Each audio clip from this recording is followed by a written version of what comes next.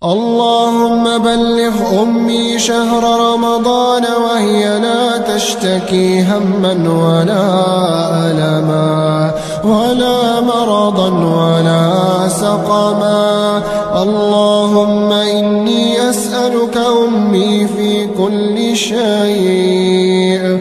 اللهم ارزقها بركة في عمرها ونورا في وجهها. اللهم ارزقها الصحة والعافية واجعلها دائما علي راضية.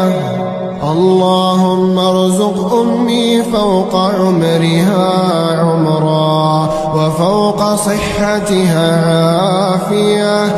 اللهم أعنا على برها حتى ترضى عنا فترضى اللهم عنا.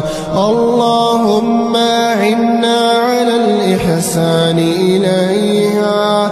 اللهم اجعلها في روح وريحان واقبلها وأنت غير غضبان. اللهم إني أعوذ بك من قهر يؤلمها ومن هم يحزنها ومن فكر يقلقها ومن شخص يحمل خبثا لها.